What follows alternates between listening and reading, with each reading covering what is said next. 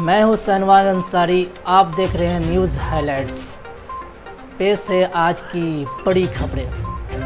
Mumbai airport पर landing के दौरान फेडेक्स विमान रनवे पर फिसला।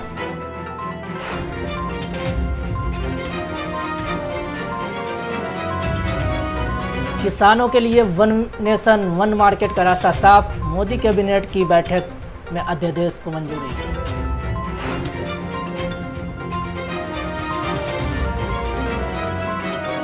दिल्ली हिंसा आईबी कर्मचारी अंकित शर्मा की हत्या के मामले में कोर्ट में चार्जशीट दायर।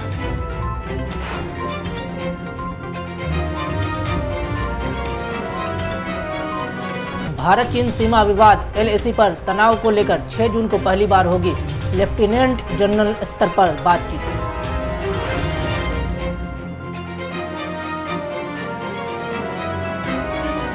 अलीबाग पहुंचा चक्रवाती तूफान। निसर्ग तो तेज हवाओं से उखड़ गए बड़े बड़े पेड़।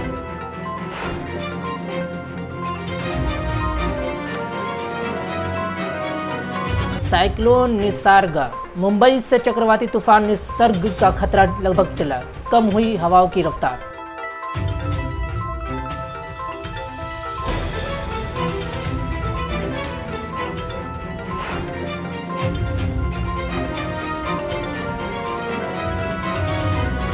आइए अब जानते हैं खबर विस्तार से। मुंबई चक्रवात निसर्ग के महाराष्ट्र के तट पर टकराने के चलते हुई तेज बारिश की वजह से मुंबई एयरपोर्ट पर एक कार्गो विमान लैंडिंग के दौरान रनवे पर झटके से गुम गया। विजुअल में देखा जा सकता है कि विमान गीले रनवे पर रुक गया। साथ ही विमान के लैंडिंग गियर के चलते जमीन से कई मीटर ऊपर पानी के फव्वारे उठे।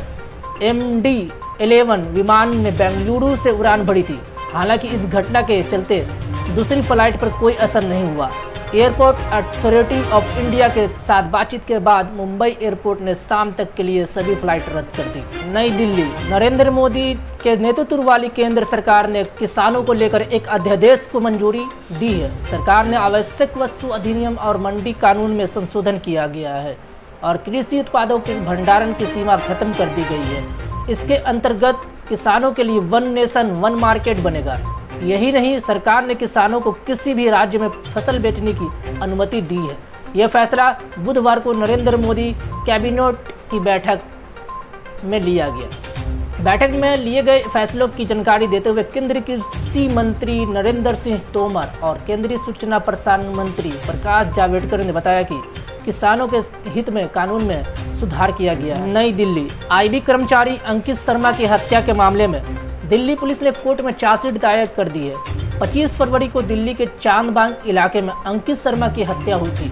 यह चार्जशीट 650 पेज की है। अंकित शर्मा की हत्या में कुल 10 आरोपी बनाए गए हैं। इनमें आम आदमी पार्टी के पार्षद ताहिर हुसैन, खलील सलमान, समीर, दयालपुर इलाके के 2 नामी बदमाश नाजिम कासिम और 5 अन्य लोग शामिल हैं। अंकित शर्मा की हत्या के मामले में कुल 96 गवाहों के बयान चार्जशीट में शामिल किए गए हैं। हत्या, दंगे की साजिश रचने, आगजनी के अलावा कुछ अन्य धाराओं के तहत चार्जशीट दाखिल की गई है। पोस्टमार्टम रिपोर्ट के मुताबिक अंकित शर्मा के शरीर पर चोटों के 51 निशान मिले। नई दिल्ली। लद्दाख में जारी भारत चीन सीमा विवाद को लेकर 6 जून को भारत चीन के बीच एक अहम बैठक हो सकती है। सूत्रों के जरिए यह जानकारी मिली है। सूत्रों का कहना है कि विवाद को सुलझाने के लिए दोनों देशों की सेना के लेफ्टिनेंट जनरल रैंक के अधिकारियों के बीच बातचीत होगी। ऐसा पहली बार होगा जब दोनों देशों के लेफ्टिनेंट जनरल के लेवल पर कोई मीटिंग होगी। मुंबई। चक्रवाती तूफान निसर्ग बुधवार की दोपहर मुंबई से कुछ दूर स्थित अलीबाग से टकराया। इस दौरान हवाएं इतनी तेज चल रही थी कि चपेट में आई कई पेड़ दबाव नहीं झेल पाए और जड़ से उखड़ गए। मौसम विभाग की ओर से पहले ही अनुमान जताया गया था कि चक्रवात आने के दौरान 120 किलोमीटर प्रति घंटे की रफ्तार से हवा चल सकती है। लैंडफॉल के दौरान हवा की रफ्तार इतनी तेज थी कि इस तटीय इलाके में लगे तार के पेड़ों को काफ़ी नुकसान पहुंचा है। वहीं बिजली खंभे भी इसकी चपेट में आए हैं। बीच के किनारे बहुत से सारे पेड़ उखड़ गए जिससे रास्ते बंद हो गए। नई दिल्ली। साइक्लोन निसर्गा मुंबई और महाराष्ट्र के लिए बड़ी राहत की खबर है। चक्रवाती तूफान निसर्ग का खतरा लगभग टल गया है। एजेंसी स्काईमेट के अनुसार हालांकि बारिश और तेज हवाएं जारी रहेगी, लेकिन हवाओं की गति 50 किलोमीटर घंटे से ज़्यादा नहीं रहेगी। साइक्लोन निसर्ग के केंद्र बिंदु ने लैंडफॉल का चरण पूरा कर लिया है। निसर्ग तूफान महाराष्ट्र से गुजर चुका है और गुजरात की ओर बढ़ गया है। यही नहीं, इसकी तीव्रता भी कम हो गई है। चक्रवात निसर्ग बुधवार दोपहर को महाराष्ट्र के तटों से टकराया था। इस दौरान कई जगहों पर भारी बारिश और तेज हवाएं चलने की खबरें आई है।